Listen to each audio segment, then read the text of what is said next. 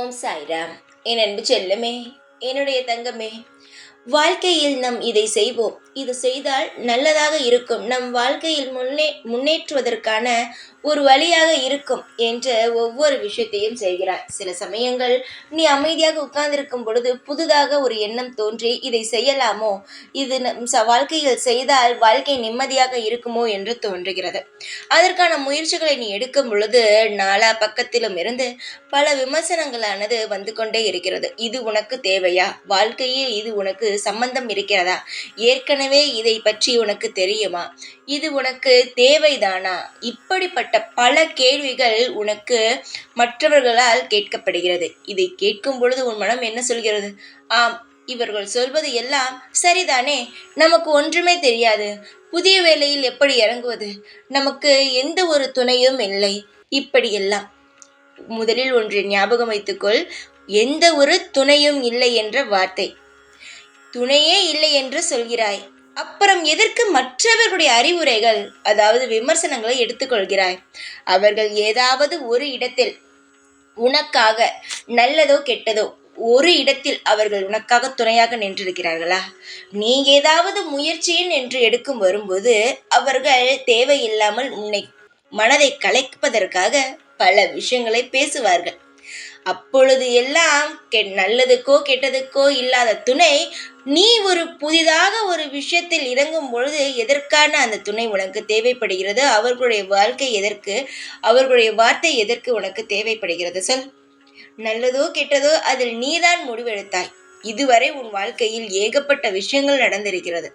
அதில் அனைத்துமே உன்னுடைய முடிவுகள் இருந்திருக்கிறது. புதிதாக ஒரு விஷயம் செய்யலாம் என்று செய்யும் பொழுது அதற்கு பல விமர்சனங்கள் வரும். யாரோ தெரியாது, முகங்கள் தெரியாது, ஆனால் அவர்களே ஒரு நாள் பார்த்து பேசும் பொழுது 1000 அக்கறைகளால் 1000 விமர்சனங்களை பேசுவார்கள்.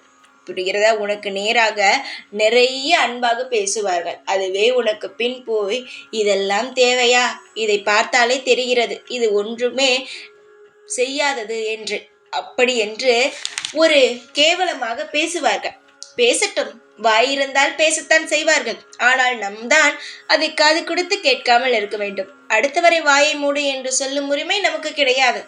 ஆனால் அதை கேட்காமல் இருக்கும் உரிமை நம்மிடம் உள்ளது. காதை நன்றாக மூடிக்கொண்டு நீ செய்யும் செயலை செய்.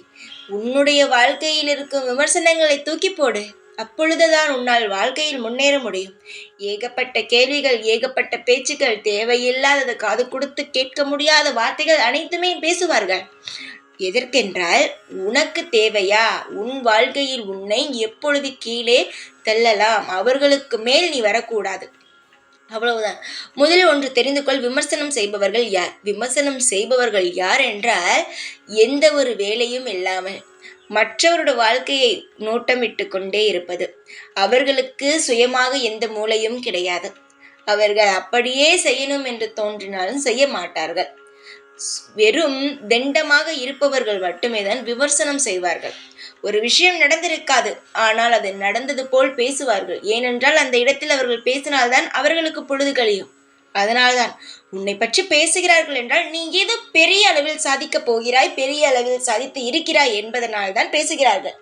உன் மனதை கலைத்தால் அவர்களுக்கு சந்தோஷம். ஏனென்றால் அவர்களுடைய வகையில் நீயும் வந்து விடுவாய், அந்த இடத்திற்கு நீயும் வந்து விடுவாய். அவர்கள் முன்னேறாதது போல் நீயும் முன்னேறாமல் இருப்பாய். இதுதான் அவர்களுடைய எண்ணம். விமர்சனங்கள் எப்பொழுதும் வாழ்க்கையில் ஒருவனை மேலே எடுத்து செல்லாது. விமர்சனம் கேட்டு அதை மனதில் வைத்துக் கொள்பவன் அதே இடத்தில்தான் இருக்க வேண்டும். புதிதாக எந்த ஒரு விஷயத்தையும் செய்ய முடியாது. புதிதாக ஒரு விஷயம் செய்ய வேண்டும், 4 விஷயங்கள் கற்றுக்கொள்ள வேண்டும் என்றால் அது புதிதான விஷயமோ பழைய விஷயமோ அது ஒரு முறை நாம் செய்து பார்த்தால்தான் அது எப்படி இருக்கிறது, அதனுடைய நெளிவு சுழிவுகள் என்னென்ன எப்படி எல்லாமே தெரியும். வீட்டுக்குள்ளேயே இருந்து கொண்டு மற்றவன் பேசுவதை கேட்டுக்கொண்டே இருந்து மற்றவன் என்ன நினைப்பான் என்பதை நினைத்து கொண்டே இருந்தால் வாழ்க்கையில் எந்த கட்டமும் நம் அடுத்த கட்டத்தை பார்க்கவே முடியாது.